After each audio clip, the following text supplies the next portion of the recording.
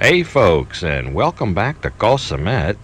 I'm just out here early in the morning at doing a little explorification here of the island, and we'll come back to this and do some exploring. But if you watched the last episode, you'll know that we did arrive to Koh Samet the day before, and we had to wait until like 2 o'clock in the afternoon to check into our room. So we never got to check in officially and see the room. So I guess let's go back and finish checking in, take a look at the room and some of the rest of the island, and then we'll go to the beach and go out for the evening. But let's go back to the resort first. So here we are at the Grand View Sai Kaew Hadsaki. Sorry about that. And lovely resort here. The parking area there for motorbikes had a little roof and some cover. And then you kind of meander through this big garden. And mixed in with this garden, they've got these bungalows. Now, we weren't in a bungalow. I guess you call that a bungalow. These kind of standalone little houses here. And we were in kind of a building that had rooms and porch fronts, and it was nice, and we'll take a look at that. And there's another building over here. We were not in this building, but so they've got a mixture of different types of rooms, and then the check-in, the lobby, is all the way down here kind of toward the beach. And that's also where they serve breakfast, and they have a beachfront bar and restaurant. The whole works down there. Well, we arrived at the tail end of a holiday weekend, and I chose the lower cost option for the rooms. That's probably why I didn't get a bungalow. I would imagine they are an upgraded room and probably a higher cost. But we did get the breakfast option. We'll take a look at that later. And the complete charge for the room was $1,800, and that included tax and booking fee, which included the breakfast. So I was happy with that. And the grounds were beautiful. The beach was splendid, and we'll go take a quick look at our room right now. We had this little porch front here. There's the motorbike parking right there, so that was convenient. And the room was very modern. A bed, very big, thick, plush mattress, soft mattress. Couldn't ask for better there. Probably the nicest room I've had on an island. Now it's a little on the small side. They've got your little snack and mini bar there. AC, a nice size washroom with all your amenities. And they even had things for the beach. So there was a beach bag, there was an umbrella, and then the towels. So you've got gray towels to take to the beach and white towels to use in your room. And your commode and bum gun and all that's in place. But really nice room, and the mini bar was a little high priced. I didn't buy anything from the mini bar, but it was there if you needed it. And this porch front right out front was very nice. So there's our room there, C14. Let's go look at the island. It's such a nice day. So this Sai Kaew Beach is pretty nice. I like it. I don't see anything wrong with that. I don't know. A lot of people told me to go to AoNuan, and I'll go up there and we'll see. But they seem to not like Sai Kaew Beach. But I think it's lovely. Beautiful white powdery sand, surrounded by different kind of rock formations, different hills, littered with resorts. We'll go over to AoNuan and see what that's all about. So we went out to venture away farther, but then it started getting cloudy. So we thought, let's just go back to the resort and enjoy the beach there. Maybe not the best beach afternoon, but there's still plenty of people out here enjoying it. It's a wonderful little beach to sit out here. Food, drink, everything you need. Beach bar. AuNuan.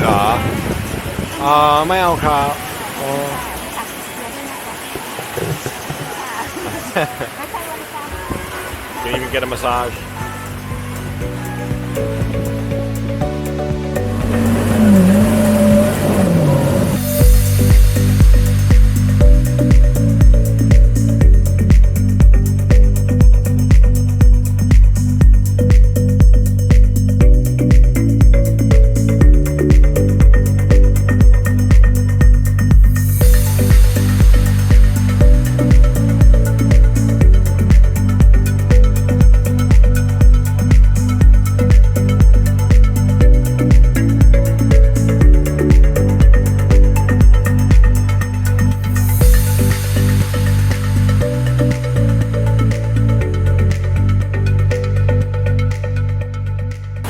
So the restaurant wanted 300 baht for one order of chicken wings. For 180 baht, we got to order a grilled chicken and a somtam from the beach vendor. So I guess that's just a more affordable way of eating on the beach. The pizza was 450 baht for a pizza. It looked kind of small, so pass on that too. But it's a great place. Just not, the food's a little higher because you pay for the location. You pay for eating right here on the beach. But if you use the beach vendors, you can kind of have the best of both worlds, I guess. So after a long afternoon on the beach, we were ready to venture out for the night. This is one of the little kind of side roads off of the main road. Not very well lit and a little bit narrow, but this one comes back here to a reggae bar. And we kind of went to a couple different places, but we actually decided to stay here for a while and get something to eat and get something to drink. Keep in mind, there was a mass exodus from the island this day. The holiday weekend had brought a lot of people here, and probably by this time in the evening, most of them had gone. Most of them had left. So everywhere we went, there wasn't much business, but I'm pretty sure just the night before would have been packed. But this was a really, really kind of special place right on the beach, down that dark, windy road. But once you get here, it's just a great place to chill out. And they had pizza. So they had pizza, they had a pool table, full beverage selection, of course. I think she's asking me how thick I want my pizza. But I just got, I guess, a normal thickness. I don't know. But what a great vibe here, and we enjoyed it, a little bit of an evening here. All right, we'll go ahead and enjoy this. I met the owner, really nice guy. We were on the road looking at the map, and he stopped by and said, hey, there's a reggae bar down this way with pizza and pool tables. I said, wow, that sounds cool. So here we are. Turns out he's a subscriber. Him and his wife own this place. So it's such a chill place, this little reggae bar. Right on the beach, sandy floor, pool table, and pizza. What more could you ask for? All right. So yeah, after we finished up there, we came back towards the resort. This place is probably only a couple minutes ride from the resort. This is called Naga Bar. And I could just see these bright kind of neon colors and flashing lights, and I could kind of see all this from the road. And I said, well, let's go in there. And we ordered up some beverages, and they were nice enough.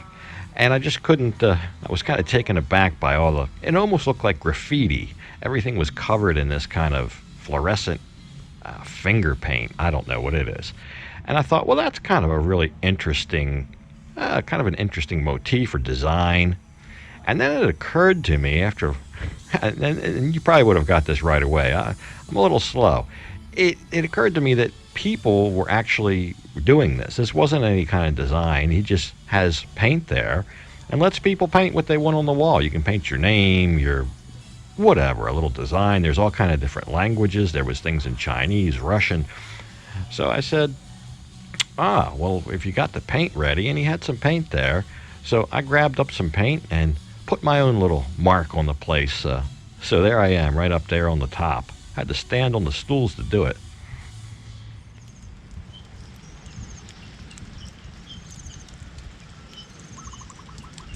A little after 6 in the morning, and I've come out to explore I guess what would be the eastern part of the island, or the western, I guess. Yeah, I guess the western part of the island. Anyway, the tip, the skinny tip of the island, and it's pouring down rain this morning. Looks like it's trying to clear up, but this is supposed to be a scenic overview. I could see Rayong down there. I can see all the smokestacks from the petrochemical and manufacturing, heavy manufacturing down there. I can see them all the way from over here.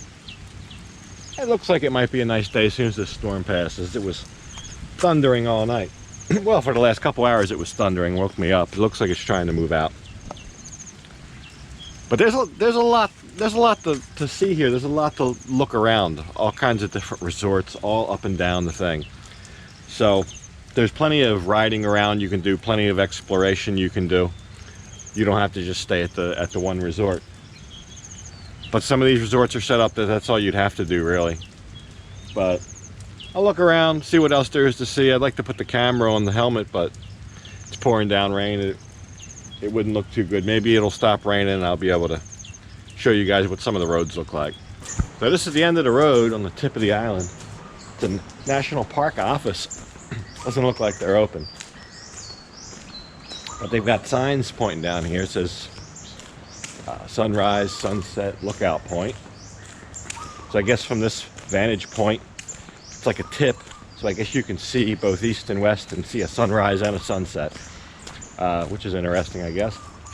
We'll see what's doing down here.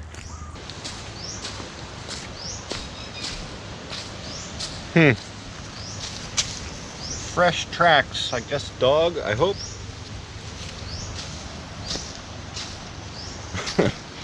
They got quite a rain here last night. So there you go. I guess that would be the exact tip or point of Koh Samet right there. So the sun's trying to rise over there. That's going to be east. And this is going to be west over there. I guess if you go all the way out on that rock, you can probably see around this little cove, and then maybe you can see the sunrise. I see another big rainstorm right there. I can see a nice bright spot and an island, and to the right of that I see a rainstorm. And then over here, nice clear skies. So that's what's at the end of the island. I guess it's about 6 kilometers from kind of the main center of town. Once you get off the ferry and just take a left and go up there, there's like a kind of a town square, the 2 7-Elevens that I showed you, and a bunch of resorts around there. That's the Sai Kaew Beach, where our resort is. I guess it's probably about 7 kilometers from there to get here. And it's slow going, but the roads are decent. They're not overly treacherous like Koh Chang. They're slow going, but there's no really steep banks or anything like that and curves. It's just kind of slow going and slow but sure. Nobody back here but me. I guess nobody else wanted to wake up and ride 6 kilometers in the rain. But when I got down here, it stopped raining, so I got the beautiful morning view. I just had to ride in the rain to get here. So yeah, it rained the whole way down to the tip of the island, but once I got there it stopped. So on the way back, I thought I'd explore some of these smaller roads. These all kind of feed off of the main road, I guess, and most of them are dirt roads or just kind of makeshift roads. So you don't know where they go. A lot of them don't have signs, and yeah, it's kind of a roll of the dice, but I'm curious to see what's back here, and sometimes you never know what you find. But on this occasion, on this road, it looked like I found the garbage dump, or at least the sanitation department, maybe. That's where they put the garbage, down this dirt road. You never know what you'll find down a dirt road. It could have been something really beautiful, instead it was garbage. That's the chance you take. So this road did have a sign, and the sign said that this road went to AoNuan, which that was the recommendation I received from several folks. They would say, oh, that's where they go, and it's a really cool kind of place. So despite the road being muddy, I thought I'd turn down there and see what was doing. But I did notice, first thing, this was kind of far away from the middle of town as well. There's no like 7-Elevens or anything close by, but we'll take a look and see what it is. Okay, so this is the place that these guys have been recommending to me. AoNuan. Morning. And you can see this treacherous road I just came down, the most treacherous road I've seen on the island so far. Pretty dangerous even for a skilled rider. And here it is. So we got to go down and see, unless this is the wrong place. I'm starting to think that maybe I'm at the wrong place. But I thought they said AoNuan. And there is some bungalows and stuff down here. They said it was old school. So once you park, then you gotta navigate down all these steps in the wet Wow. And here you are. This is your beach experience.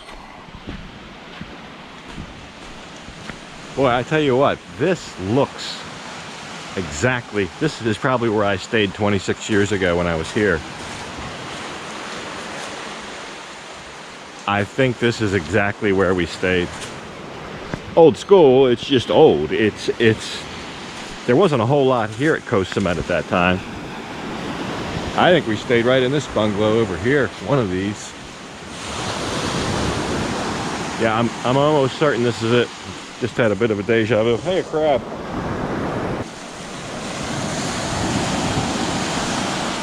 I mean, it's pretty enough. I remember staying here. I actually stayed here before. I don't know that I would recommend this to anybody, because a long time ago there weren't as many choices. And this is where we came, very private beach. A little hut with a fan in it for I think $2 or $3 a night. Yeah, this has got to be it. This has got to be it. I'm glad I came here anyway, but I would recommend our resort at Sai Kaew. All right. So wouldn't you know it, I got back to the resort just in time for breakfast. They started at 7:30, and I had a buffet breakfast, but it was very dark where the buffet was, and it wouldn't have looked nice. So anyway, I'll just show you what we ended up getting. We got some juice and toast and some cereal. I got some eggs, and V had a noodle soup. We had a bunch of stuff. We took advantage of the breakfast buffet because we would have a long day this day. We're going to be traveling back to Rayong this day and getting the ferry and doing all that stuff. So that's basically our Koh Samet trip in a nutshell. We were only there one day, only there for the one day, one night, but the resort was nice. There are plenty of options there. If you like seclusion, more privacy, maybe a place like AoNuan is for you. I just wanted a really nice beach with a nice vibe, and I think Sai Kaew, I would definitely go back there. But anyway, all locations will be in the description below. I'm going to go ahead and leave this episode off right here. And as usual, thank you for watching. And until next time, bye for now.